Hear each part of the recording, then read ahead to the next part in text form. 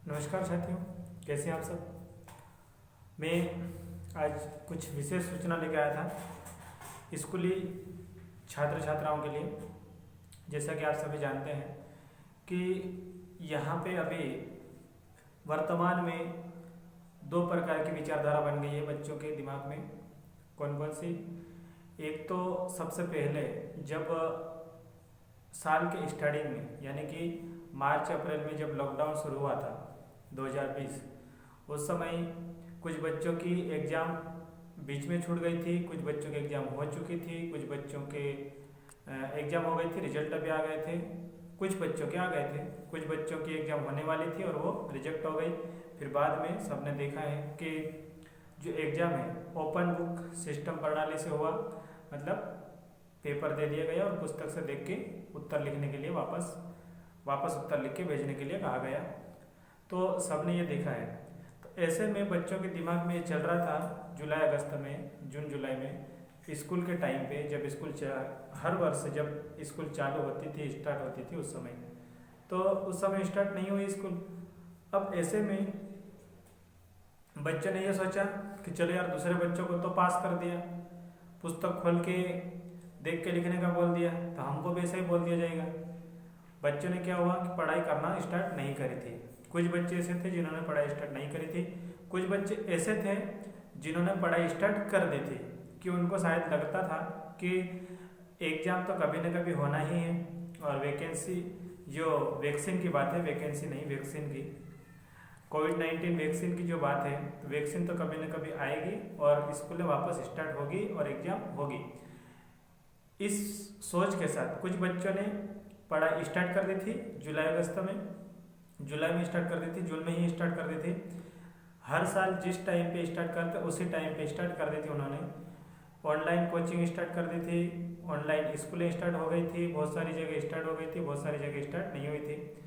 बाद में सरकार ने जो डिसीजन लिया कि 30% कोर्स कम करने का डिसीजन लिया, उसके साथ साथ में अर्धवार्षिक प्री अर्धवार्षिक टेस्ट, जो रिवीजन टेस्ट लिया, तो वो रिवीजन टेस्ट वगैरह सबके लिए हुआ। लेकिन दुविधा अब भी बच्चों के मन में है कि क्या आगे भी जो एग्ज़ाम होगी वो देख के ही होगी या बिना देखे हमको याद करके लिखना पड़ेगा। तो उनके लिए मैं बता दूं कि एग्ज़ाम चाहे देख के लिखने का हो चाहे बिना देखे लिखने का हो, लेकिन आपको ईमानदारी से पढ़ाई कर लेनी चाहिए। देख के लिखना हो तो भी, बिना देखे लिखना हो तो भी, क्योंकि भविष्य में आपको वो बहुत काम देने वाली है। आपकी जो शिक्षा है वो बहुत काम देने वाली है, इसलिए आपको याद होगा तो ज़्यादा मायने रखेगी, अगर देख के लिखेंगे तो मायने नहीं रखेगी। और वैसे भी स्पष्ट रूप से पहले से ही कह दिया गया था कि वार्षिक एग्जाम जो होगी वो बिना देखे ही होगी, हर बार जैसे होती वैसे होगी। तो ठीक है, ये बात तो क्लियर हो गई कि आपको याद करके ही लिखना पड़ेगा। अगली बात ये है कि इसमें दो पार्टीशन बने थे। कौन से? कुछ बच्चों ने जुलाई में एग्जाम पढ़ाई स्टार्ट कर दी थी, कुछ बच्चों ने सितंबर अक्टूबर में एग्जाम ये पढ़ाई स्टार्ट करी।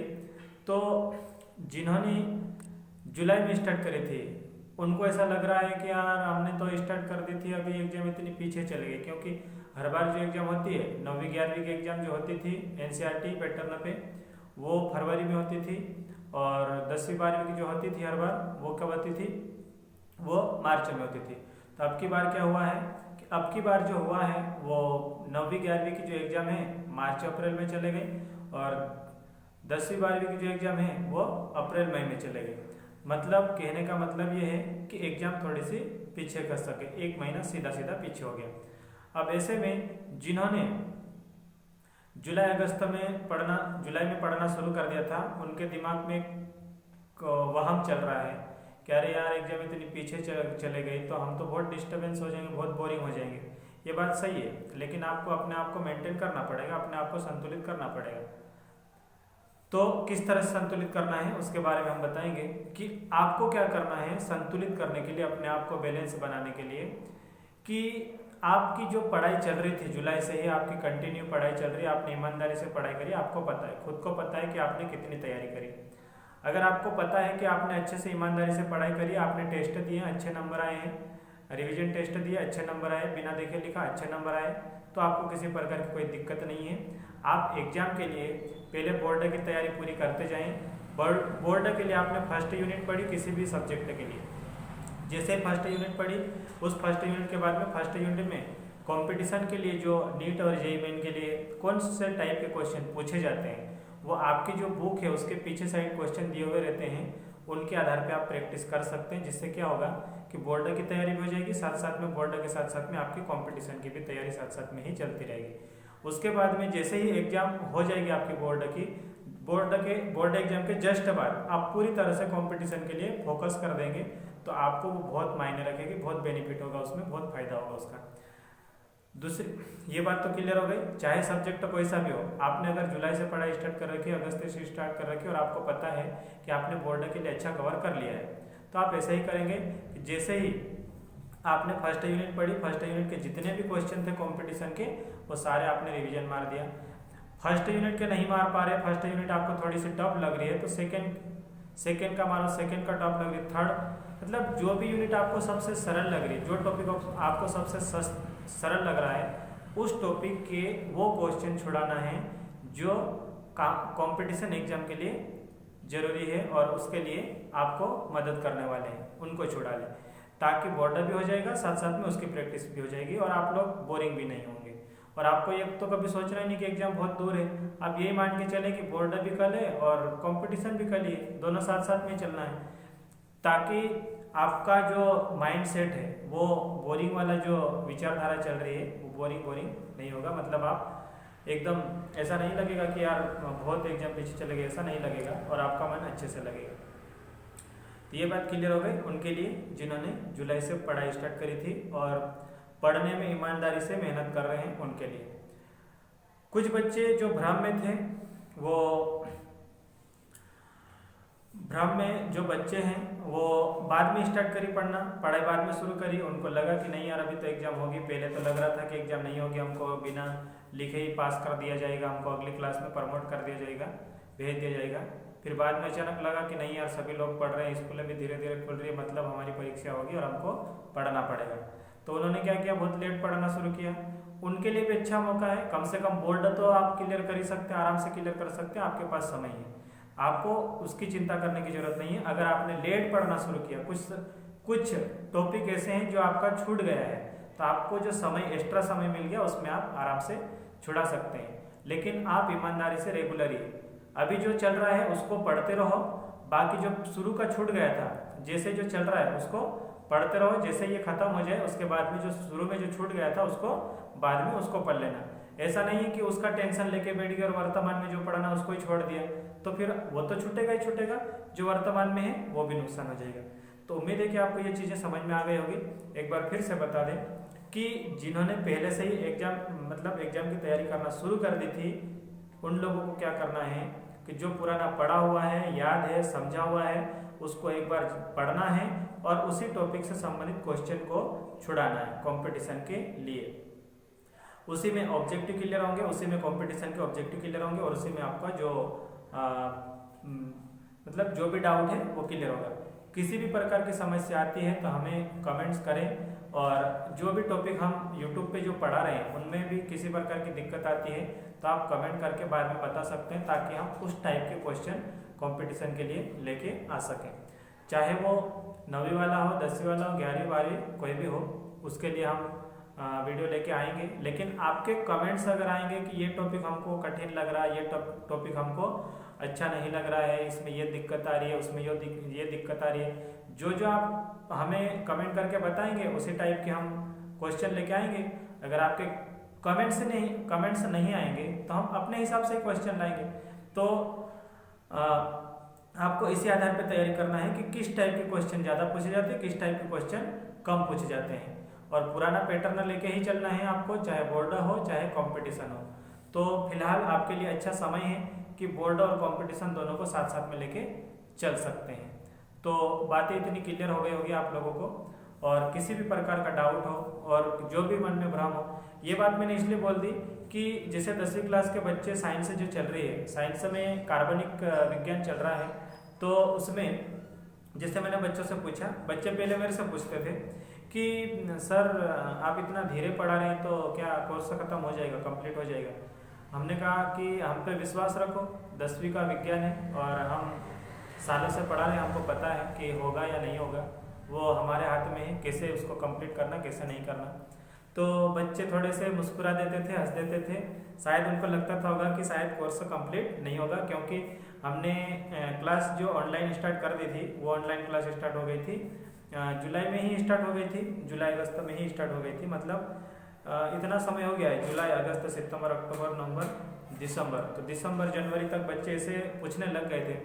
तो हम उनको यही कह रहे थे कि ठीक है वो तो देखेंगे, क्योंकि हमको तो पता था किस तरह से एग्जाम आगे खसक सकती है, आगे चल सकती है, आगे जा सकती है।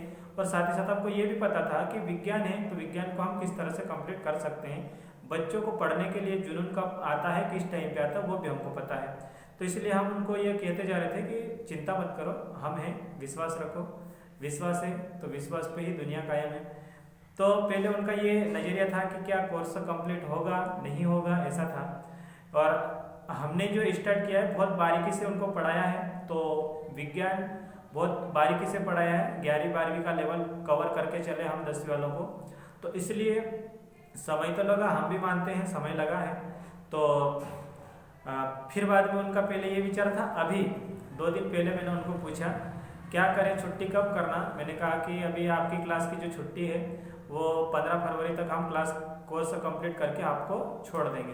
तो बच्चे बोले सर हम बोरिंग हो जाएंगे, बोर हो जाएंगे, मर जाएंगे, क्या क्या करेंगे हम, बैठे बैठे कुछ पढ़ेंगे भी नहीं, कहीं नहीं हम। तो आप तो भले कम पढ़ाओ लेकिन हमको आगे तक लेके चलो, एग्जाम के टाइम तक लेके चलो।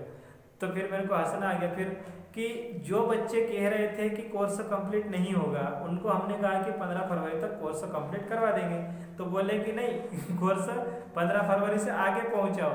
हालांकि हम कोर्स कंप्लीट करवा देंगे, क्लासें बंद नहीं करेंगे, ये अलग बात है। और YouTube पे हम हमेशा बने रहेंगे। तो आप लोग जो भी किसी भी प्रकार के डाउट है, आप कोई सी भी क्लास की हैं, आप उस टॉपिक को हमें कमेंट करें, उस टॉपिक को लेके उसके बारे में क्वेश्चन, कोई टॉपिक आपको समझ में नहीं आ रहा तो वो करें, जिससे कि हम उसका वीडियो अपलोड कर सकें।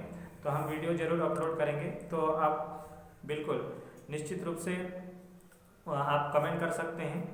तो ऐसी दुविधा है, वो पढ़ने वाले बच्चे होंगे तो उनको ये मालूम है कि जैसे ही क्लास बंद होती है तो पढ़ाई होती नहीं है, इसलिए वो बोले कि क्लास को कंटिन्यू रखो, कि क्लास को बंद मत करो। और अगर ना पढ़ने वाले होंगे तो वो तो यही कहेंगे कि यार क्लास बंद हो जाए और हम आराम से घूमे फिरे। तो ऐसी दिक्कतें हैं, ऐसी बातें हैं, ऐसी समस्या है और ऐसा समाधान भी है। उम्मीद है आपको समझ में आया होगा कि आपको किस तरह से पढ़ना है। आपको किसी प्रकार की चिंता नहीं करना, आप जैसे पढ़ रहे वैसे पढ़ना है। और रही बात समय की, टाइम पीरियड की, तो ये समय आपके पढ़ने के लिए सबसे अच्छा समय है। ये जनवरी के 10-15 दिन बचे हैं, ये आपके लिए ठंडक वाला समय है।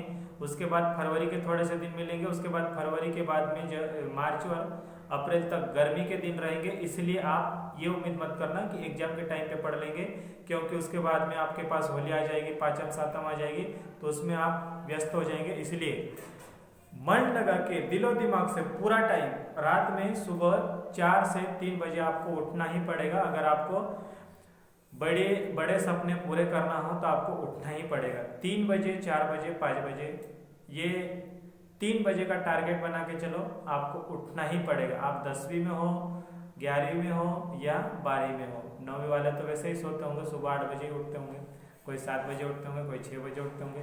खैर वो अपनी अपनी आदत है, अपनी अपनी समय सारणी है, तो खैर उसके बारे में नहीं कहेंगे। लेकिन अगर आपको बड़े सपने पूरे करना है तो रातों की नींद उड़ानी पड़ेगी, रातों की नींद थोड़ी सी कम करनी पड़ेगी, तो ही आपके सपने पूरे होंगे। और बाकी जो भी आपके मन में डाउट है वो आप कमेंट करके बता सकते हैं हमें, हम उसका जवाब जरूर देंगे। कैसी लगी ये जानकारी आप कमेंट करके ज़रूर बताएं और बने रहें हमारे चैनल पर। अगर चैनल पे पहली बार है, सब्सक्राइब नहीं किया है तो सब्सक्राइब कर लें और बेल आइकन दबा लें। इस प्रकार की वीडियो और बाकी क्लास के लिए हम अनेक प्रकार की वीडियो लेके आते रहते हैं। और शाम के समय रात को 8 या 8:30 बजे डेली क्लास लेके आते हैं हम विज्ञान के लिए, बेसिक विज्ञान, कार्बनिक विज्ञान, स्पेशल विज्ञान और समय जैसा मिलेगा हम और भी क्लासें लेके आएंगे। समय की कमी के कारण हम ज़्यादा क्लासें नहीं ले पा रहे हैं, लेकिन जैसे हम इधर से फ्री होंगे आपके लिए क्लासें लेके आएंगे। जानकारी कैसी लगी कमेंट बॉक्स में कमेंट जरूर करें और वीडियो को अधिक से अधिक शेयर करें। धन्यवाद।